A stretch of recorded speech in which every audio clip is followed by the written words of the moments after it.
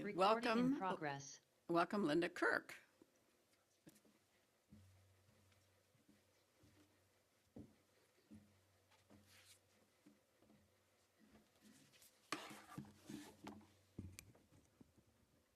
Good morning. There are several things that your journey I have in common with you, and I don't know if I'll have the opportunity to say it, but thank you. And that's one of my favorite songs. It's a Wonderful World, yeah. So thank you for that. And thank you for the opportunity to share my spiritual journey with you this morning. And through this exercise, I gained insight about my spiritual journey, things I wasn't really aware of. So that was pretty cool.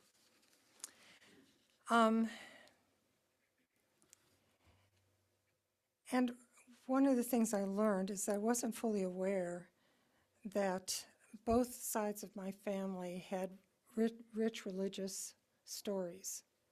So it was interesting. In this country, my father's family, which immigrated from Europe because they were Protestant in a Catholic country, but they intermarried with Osage and Choctaw Native people. My father said that his mother had Indian rights, and my Aunt Lou said that my grandmother knew about 100 woodland plants that she used to treat people with. And my aunt said she only could remember 10. But we were out in the woods, and she was showing me some of them. My experience of my mother's mother, my grandma, was that she was a deeply spiritual woman who helped establish a Nazarene church in Michigan.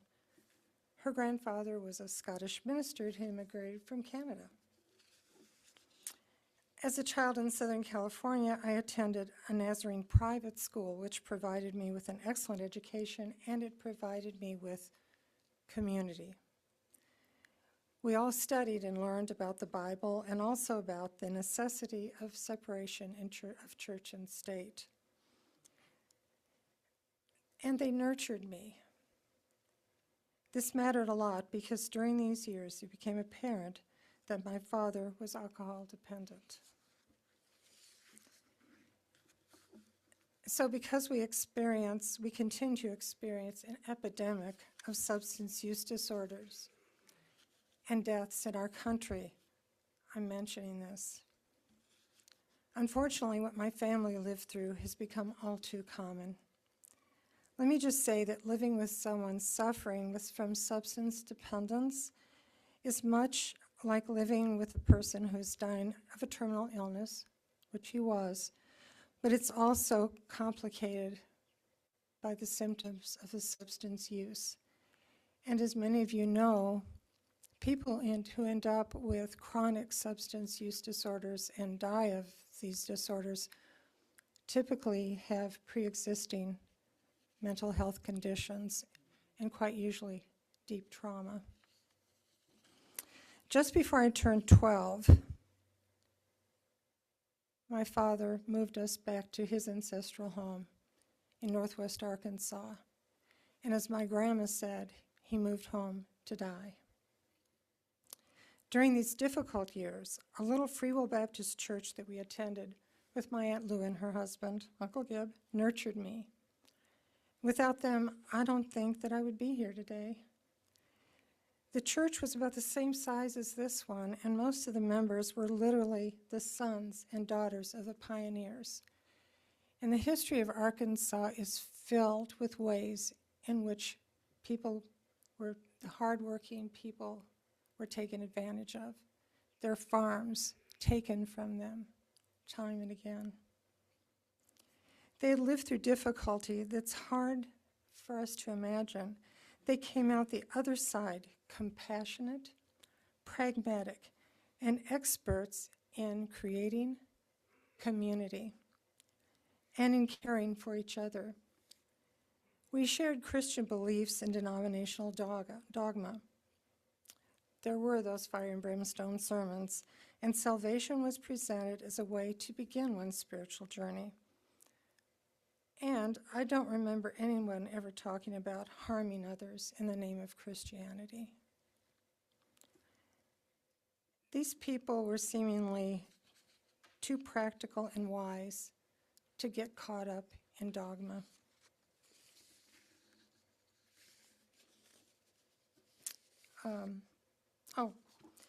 So in sharp contrast to classic Christian music and West Coast jazz in Southern California, in Arkansas, it was country and gospel. If you've seen the movie Oh Brother, Where Art Thou, you've heard the genre, except we sang many more songs. And maybe you've seen Ken Burns' documentary on country music. A lot of that was there. And also, during that time, I went from being the kid on the block that in Southern California that had the most toys to one of the poor of the poor in a poor region of the country. My pastor, who was also a high school counselor, and by the way, his cousin was Floyd Kramer, he urged me to attend the denominational college in Nashville, where I studied Bible and music. And there I learned a lot of scripture, theology, and denominational politics.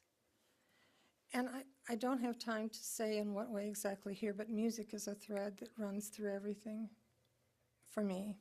And I think that music is a way that we experience and channel the transcendent. So there were several pivotal events that eventually caused me to leave the denomination.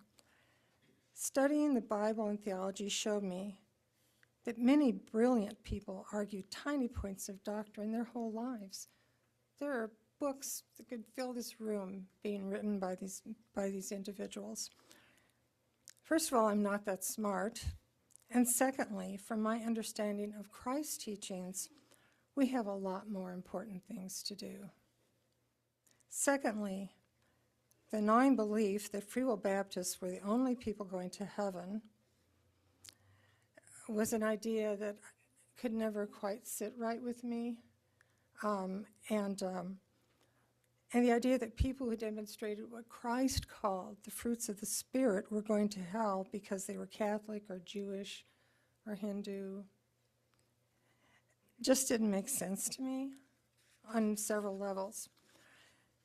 Well, after graduating, I met David Kirk, and we fell in love. Choosing to be with Dave meant being shunned by my denomination. And he wasn't Free Will Baptist or even Southern Baptist. Dave and I ended up attending Hillsboro Presbyterian Church in Nashville, and were befriended by the pastor and his wife, and we still maintain contact with them. Through the years, I've had many opportunities to experience different denominations. I felt most at home spiritually in my elementary school, my hometown Free Will Baptist Church, Hillsboro in Nashville, and here at Open Circle. It seems to me that what each of these churches have in common is that they created community, beloved community. Excuse me, I'm nervous.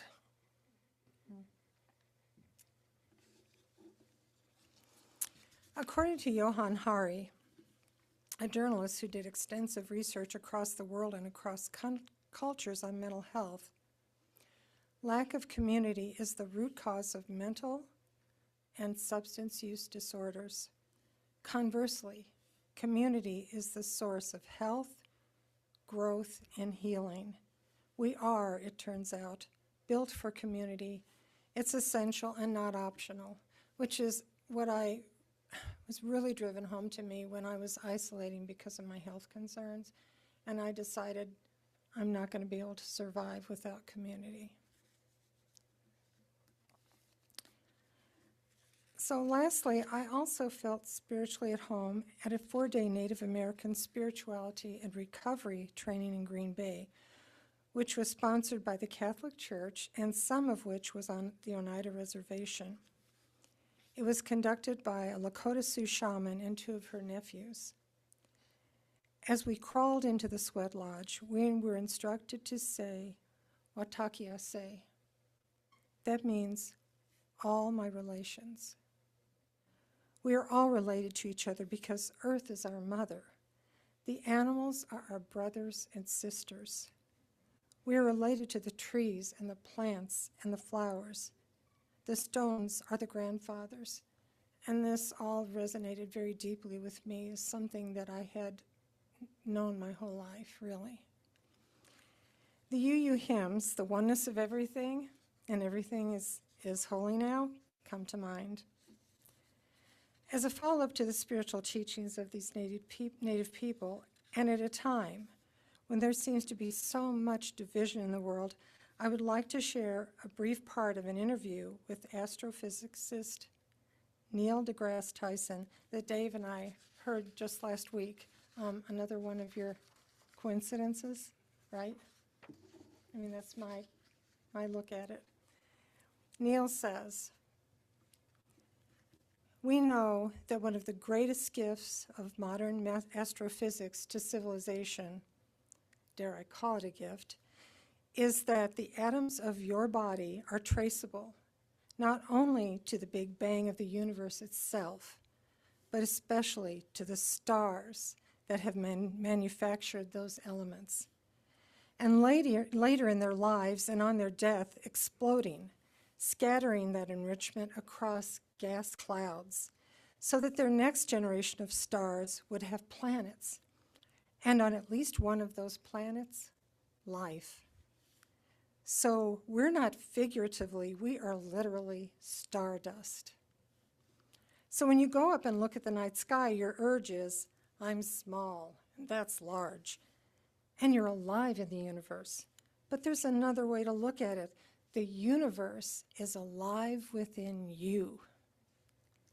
You have kinship with the cosmos. That feeling, to me, is bigger than any ego you could have walked into the room with first. That feeling borders on spiritual second. Third, we have trained ourselves to equate being special with being different. Well, let me turn that on its head and say maybe we're special not because we're different, but because we're the same. All humans are stardust. All humans share a chemistry, a biology with life on Earth. There's one Genesis on this earth. We have DNA in common with a banana. And without the bananas don't have the arms and legs, though. That's where we have commonality with all other forms of life on Earth. I'm not special because I'm different. I'm special because I'm the same as you, as others, as the tree, as the brook, as the animals, the woodland creatures. Does that sound familiar? And we can all sit here and look up at the night sky and say, yes, we have kinship with the cosmos. I feel large because of that, not small. Watakia say.